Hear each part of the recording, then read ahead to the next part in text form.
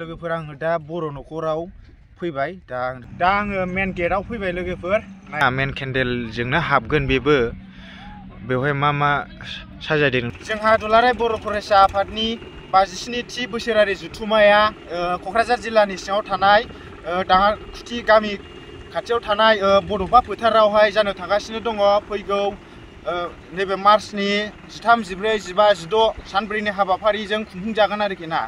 दा जोंहा बारा गोबाव गैला सानथामल'सै आरो ना दा बिनिखायनो आङो नोंथांमोननो एसे देखायनो नागिरदों आरोखि ना बबे खामानिया आवगायखो दा नोंथांमोनहा भिडिअखौ नायलांबाय थाबानो जाबाय ओमफ्राय गिबियावनो अननानै लाइक खालामना होबानो जाबाय आरो ना दा आङो फार्स्ट माने गिबियावनो एग्जिबिशन गेटनिफ्राय देखायलांबाय थानोसै आरो नोंथांमोनहा फारियै नायलांबाय थाबानो जाबाय आरो ना लोगोफोर आङो दा एग्जिबिशन जागोन जायगायावहाय दंफैयो आरो ना बेनिफ्राय जोंहा नै गेटआ दाबो रेडि जायाखै आरोखि ना दासो बानायगासिनो दङ टाइम लाबावगोन बिनिफ्राय नैबेवहाय नुनाय एरियाया गासिबो एग्जिबिशननि जायगा आरो ना ओमफ्राय जोंहा हौरैथिं माने बर' न'खर दङ न' बानायनाय नोंथांमोननो आं बेखौ थांनानै देखायनोसै आरो नायलांबाय थाबानो जाबाय नैबे एरियाया गासिबो एग्जिबिशननि जायगा आरो ना नै गुवारथार लोगोफोर ओमफ्राय जोंहा बे बर' न'खर दङ बेयाव थांगासिनो दं आरो जोंनि ओरैथिं नै फंबाय दङ फंबाय धीराज आंनि केमेरामेन नै जोंहा आदामोनहा माने नैबेथिं माने हाखर दं नालाय लामा बानायगासिनो दं दालां बेनि ओरै बर' न'खरथिं थांग्रा आरो ना दै थाबा मोजां जागौमोन आरो ना समायसिनगौमोन लोगोफोर आङो दा बर' न'खराव फैबाय दा आं नोंथांमोननो देखायलांबाय थानोसै आरोखि ना फैफाबानो जाबाय केमेरामेन ओमफ्राय जोंहा ओरै बे मादैनिखौ देखायहैगोन नोंसिना खामानिया मादैमोन नोंसोरना जेनेबा खामानि मावनाया न' लिरदों न' लिरग्राफ्रा इसोरसो आरो ना एग्जिबिशननि न' लिरनाय गामिया नोंसिना जोंना सिलाफारा कथिफारा दा आङो नोंथांमोननो देखायलांबाय थानोसै बेनिफ्राय जोंहाथ' बर' न'खरावहाय मा थायो नोंथांमोनहा माखासे गासिबो मिथिजोबखागौ आरोखि ना अब्लाबो माने भिडिअनि गेजेरजों देखायनोसै नैबेथिं फार्स्टनिफ्रायनो देखायनोसै आं नैबेथिं माइहुं दं गलि दङ आरो ना ओमफ्राय ओरैथिं जोंहा फायखाना बे फायखाना ना मादैमोन औ ओमफ्राय दा नै दा जों सिङाव हाबनोसै माबा धीराज खेबना लादोलाय दा जों सिङाव हाबनोसै ओमफ्राय नै मोसौ बोरमा हाबनो हायैनि खोख्ला होखानाय आरोखि ना दा ओरैबाय फिसा फिसौबाबो माने देखायगोन आङो गासिबोथ' गैजोबथ'वा दाबो माबा कमप्लिट जाजोबाखै नालाय नैबेयो जोंहा दैखर धीराजआ मिथिगौलै दैखरा माने बेवहाय मानसि थोरोबनायल' खालामदों होनदों नामा मानसि थोरोबनायल' खालामदोंनो आंखौ खेबदोलायब्रा ओमफ्राय दा आङो जोंहाथ' नै न'आ गंसे गंनै गंथाम गंब्रै जेनेबा ओरै धीराज जोंहा नैबे ओंखाम संग्रा न' हाबजागोन ना हाबजाया हाबजायो ना होमबालाय हाबसै नै जोंहा अगदाब दङ ओमफ्राय गोजौजों देखायदों थुरिनि बानायनाय आरो ना ओरै माने साहित्य सभायावहाय जेरै बानायदों ओरैनो बानायदों आरो ना माने गोदो गोदायनिफ्रायनो जोंहा अबयसे थुरिनि न'आव थायोमोन ना धीराज आरो जोंना बे इन्जुरफ्रा हानि गोजाजोबसो दा बे जेरै नुदों बेबायदिनोमोन आरोखि ना ओमफ्राय दा आङो ओरैथिं फैयो ओरै देखायबावनोसै जोंहा ओरैथिं मा दाउ दोनग्रा ना दाउ दोनग्रा गग्रा जेबो गैया देखायबाय थाङोब्ला ओमफ्राय जोंहा ओरैथिं बाख्रि आरो ना धीराज गाखोनानै एसे देखायहरदो माइ दोनथ'वाखै आरो ना माइ दोनथ'वाखै जाबाय ओमफ्राय जोंहा नैबे माने मारिग्रा आरो ना ओरै नारथ्रोबानो जायो मारिबाय बेयो ओमफ्राय दा जोंहा नैबेवहाय बाथौ बानायगोन आरो ना बाथौ बर'नि मेन धर्मआनो जाबाय बाथौ ना दाबो माबा दोनथ'वाखै बानायगोनसो ओमफ्राय साहानि न'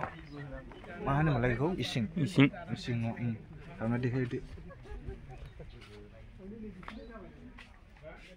इसिं माने जोंहा माने नैबेवहाय नै मानसि माने हर थादों खोमा ना हर थायाबा माने नेनांगौ जायो जेनेबा सोरबाफोर मानसिफ्रा सोरबा सोरबा माबा मेगन सानाय माबा बानाय फैयो नालाय हाब नै जोंहा नै बे मामोनलाय खुमब्रा ना लाव थख्रा नङा लाव थख्रा आच्छा र' बिथिं सेन्देल गाननानै मावथ'ला दे अबसे जेबो नंला माने बेयो इसिं जाहैबाय मुदाय दोंदा ना ओमफ्राय औ लोखि दोंग्रा ओमफ्राय दा जोंहा र' बे जाथ'लायबाय ओमफ्राय दा जोंहा सोनाबनि न'खौ देखायनोसैलाय बन्द' खालाम बेनिफ्राय जोंहा ओरैथिं सोनाबहाथिं थानाय न' दं आरोना बेवहाय जोंहा उन्दुग्रा जायगा ना मा होनोमोनलाय उन्दुग्रा औ ओमफ्राय जोंहा माने एसे मिटिं जानो नागिरदों आरो ओरै सारमोन दङ मेडाम दं ओमफ्राय आं एसे सिङाव हाबना देखायनोसै उन्दुग्रा रुम नै बियो नैबेहाय रावबो थाथ'वाखै थान्दा मोनलायखायोना बिदि थुरिनि न'आवहाय थायोब्ला ना बिराद गोजोन मोनो आरोना सुख शान्ति गोजोननो औ दाथ' नै प्लास्टारनि न'आव थाबाबो सुखखौनो मोना गरम माने थान्दाखौनो मोना फांखा होलायलायनांगौसो जायो आरोना दाथ' आरो गरम बोथोर फैगौ नैबावला दानिफ्रायनो एसे गरम जाखाबाय दा बर' न'खरनिफ्राय ओंखारबोबाय ओमफ्राय नै एगजिबिसना माने बिसिम थांनानै ओरै फुरा बै लामासिम आरोना ओमफ्राय जोंहा नै एगजिबिसन सिङावहाय माने अपेन स्टेज बानायगासिनो दं आरोना जाबायानो जोंना दिरासा फटक मोनसे खेबजानायावनो गोजौआव गाखोनानै फटक खेबजाबावबाय आरोना एबार जोङो माने एगजिबिसनावहाय बेरायखांबाय नालाय दानिया मेन पेन्डेलखौहाय देखायनोसै आरोना मेन गेटखौहाय नायलांबाय थाबानो जाबाय कमेन्ट खालामहर दे लोगोफोर माने जोंहा माने बोजों जेनेबा गोजाननिफ्राय फैगोन नालाय गुबुन डिस्ट्रिक्टनिफ्राय आरो लोगोसे जोंहा जोंनि आसामनि बाहेरानिबो फैगोन ना बेंगलफोरनि बर'फोरबो फैगोन आरो ओरै गलाघाटनि थांनाय बोसोराव गलाघाटआव जादोंमोन अब्ला जों माने थांदोंमोन आरो नों थांगोन ना थाङाखैमोनलाय थाङाखैना थांनाय बोसोराव गलाघाटआव जादोंमोन आं थांदों आरोना जाय नोंथांमोना आंनि भिडिअखौ नायदों नोंथांमोना मिथिखागोन आरोना अब्ला मेन गेटखौ देखायनोसै दे लोगोफोर दा आङो मेन गेटआव फैबाय लोगोफोर नायदो नै आंनि खिथुथिंहाय माबायदि नुदों मोजाङानो दा आङो माने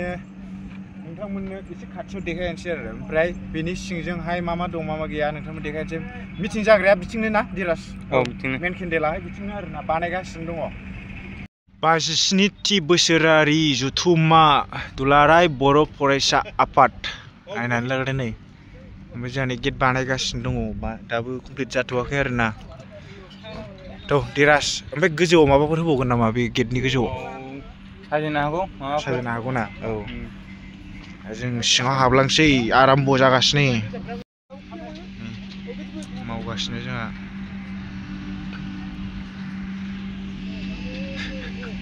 लोगोफोर नैबे माने खिथुनि जाहैबाय आरोना ओमफ्राय आङो मोनसे खोथा बुंनो सानदों लोगोफोर माने जोंहा बे दा जागोन माबायावहाय माने खामानिखौहाय मावग्रायासो मावफैदों मावैयाथ' मावखायाखै माने खस्थ' खालामग्रायासो खस्थ' खालामदों आरोना माने बिथांमोनखौहाय मान होनांगोन आरोखि ना जाय बिथांमोनहा गावनि न'नि खामानिखौ गारनानै जेनेबा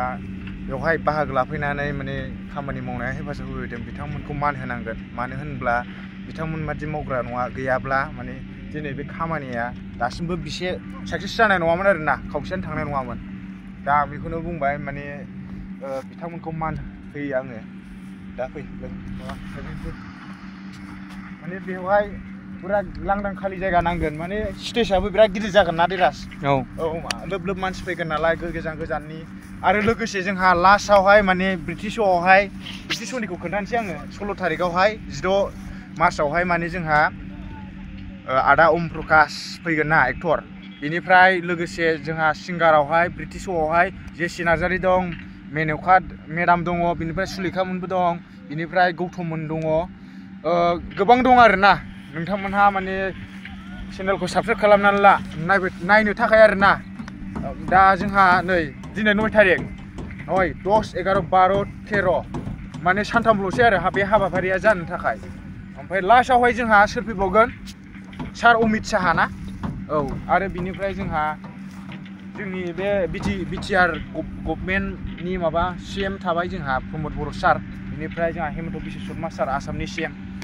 दा बिराद मोजां जागोन आरोना नोंथांमोनहा साबस्क्राइब खालामनानै लाबानो जाबाय आंथ' बे एरियानिनोखा नालाय बानायबाय थागोन आं भिडिअखौहाय टाइम मोनबानो दा फै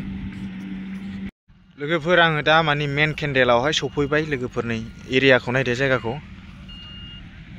बानायगासिनो दं ओमफ्राय दा आङो खाथियाव थांनानै देखायनोसै आरोना नै बानायगासिनो दं लोगोफोर माने साननैसोल' जादों होनदों ना दिराज साननैसोल'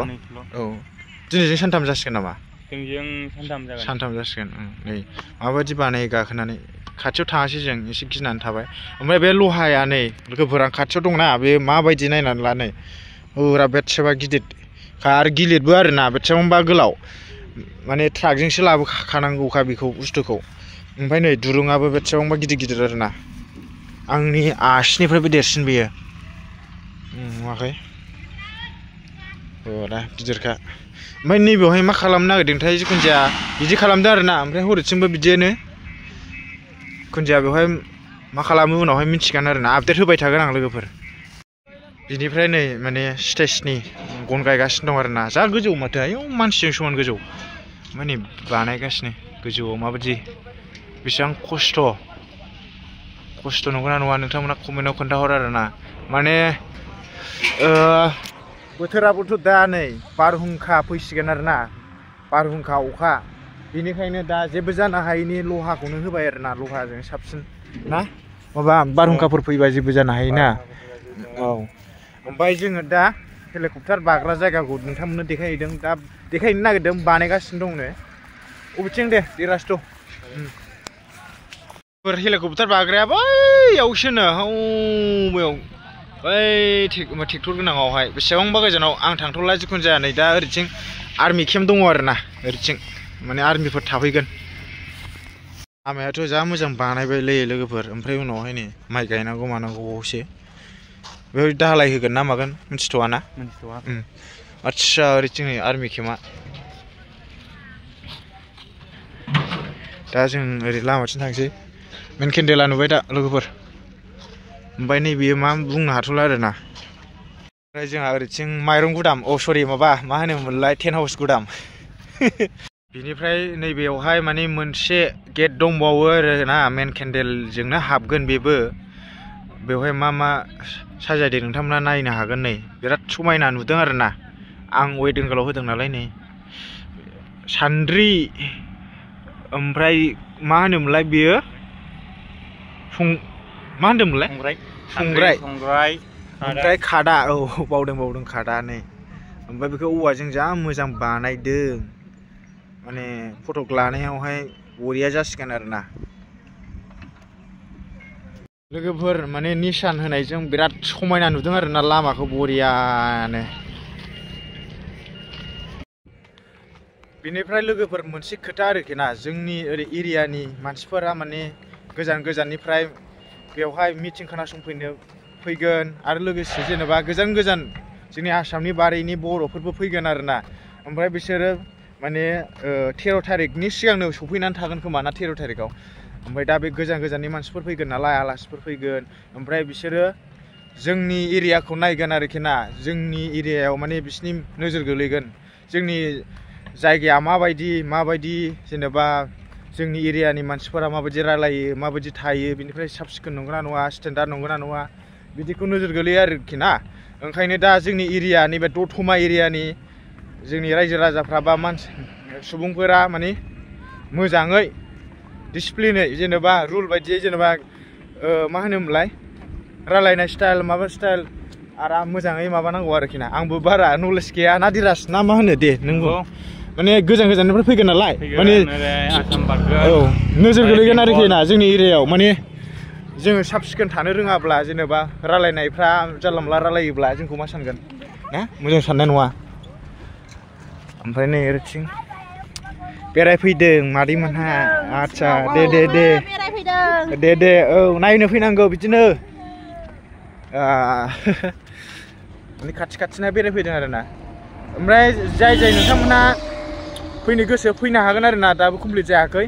जाय इउटुबार बा भिडिअ खालामनो गोसो नोंथांमोना खालामफैनो हागोन ना दिराज औ बेनिफ्राय नोंथांमोना आपल'ड खालामनो हागोन आरोखि ना दा नोंथांमोना बे भिडिअखौ नायदोंब्ला शेयार खालाम माने बयबो नुनायनि आरोना माने गोजाननि मानसिफोरा नुनायनि जेनेबा जोंहा उदालगुरि डिस्ट्रिक्ट ओरै तामुलपुर डिस्ट्रिक्ट बाक्सा डिस्ट्रिक्ट चिरां डिस्ट्रिक्टनिफ्राय फैगोन नालाय आरो लोगोसे बाहेरानि आसामनि बाहेरानिबो फैगोन नालाय माने जाय बिथांमोना फैगोन नोंथांमोना नायबानो जाबाय आरो शेयार खालामना होबानो जाबाय आरो लोगोसे जोंहा ओरैथिं नै दंबावो ओरैथिं मोनसे बे डिलिगेट जागोन ना मागोन जिखुनु जाया देखायनोसैल' जोंहा नै ओरैथिं मादैमोना बेरायफैदों ना हेलौ समायना नुदों नै जायगाखौ बे जों बेयाव हाबनानैल' देखायनोसै नैबे आंनि खिथुथिं नुनाया लोगोफोर माने जोंहा डिलिगेट मिटिं जाग्रा जागोन जाहैबाय ना आंनिबाथ' ओमफ्राय बे नैबे साइडनिखौसो मिन्थियाखै आङो आंनिबा डिलिगेट गोजान गोजाननि आलासिफोर फैनानै थाफैग्रा जानो हागौ आरोना मानो होनब्ला माने जों गोजान गोजानावहाय बिदि प्रग्रामाव थाङोब्ला फोथार जेनेबा फोथार दुब्लिफ्राव माने गावबागाव आनसलिकनि एक्सट्रा लुनानै थाहैनांगौ जायोमोन माने गावबागावनो संनानै खावनानै जानाय जों गलाघाटआवबो बिदिनो थाहैनांदों आरोना ओमफ्राय माने सोलायबाबो जानो हागौ जेनेबा दाथ' नै बारहुंखा अखा फैयोब्ला माने गोजाननि आलासिफ्रा गोजाननि आनसलिकनिफ्राय फैनायफ्रा जेनेबा फोथार दुब्लिफ्राव लुनानै थाफैयोब्ला माने बारहुंखा फैयोबाथ' बिराद खस्थ'खा बेरखारलाबायबा बहा थानो बिसोर ओंखायनो दा बेखौ डिलिगेटनि मानसि आलासिफोर थाफैग्राबो बानायदों जानो हागौ आरोना एसे देखायो भलन्टियारफोरनाथ' दंखायो एक्सट्रा दा बे आलासिफोरनि थाखाय जानो हागौ आरोना बेनोसै आरो ओमफ्राय नैबे डिलिगेट जाग्रा माने बेखौ सिफायफिननो होननाय खोनादोंमोन आं जायैखाय ना दा बानायफिनबाय बेयो माने डिलिगेटखौबो नांगौ नांनाया माने मिटिं जानायनि सिगां माने सावरायग्रो नालाय नै लोगोफोर माबायदि गारिजों थिखोयो नैबेजों एसे रायलायनोला आप कहाँ से हो ब्रो पीपी से अच्छा पीपी मतलब फुल आगरा अच्छा खोनाबाय दा मा होनदों दे पीपी आंध्रा अच्छा बुझिबाय सब पीपी से है ना सब आप लोग सब हाँ अच्छा वाव नै माबायदि नुयो थौ थांसै दिरास लोगोफोर जों दा नैबे मादै मोननाव जाग्रा जानोसै आरोना मा दं जाखो खोन्थाहरदो एसे मादै बरा पकरा फिथा ओमफ्राय गुगुनि ना गुगुनि दं बेवहाय आं बोलाथ'ला बिनिफ्राय नैबेथिं बुट एवनाय ओमफ्राय ओरैथिंनि दावदै रुनायबो दं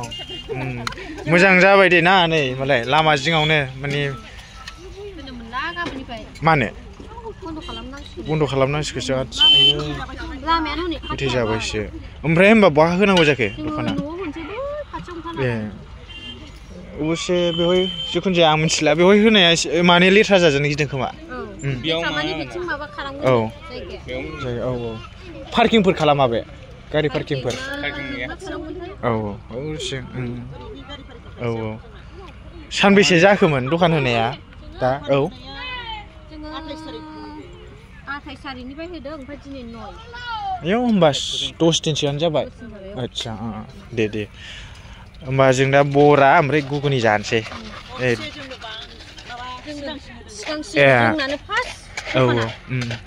ओरैथिंबो दङ दखाना माखासे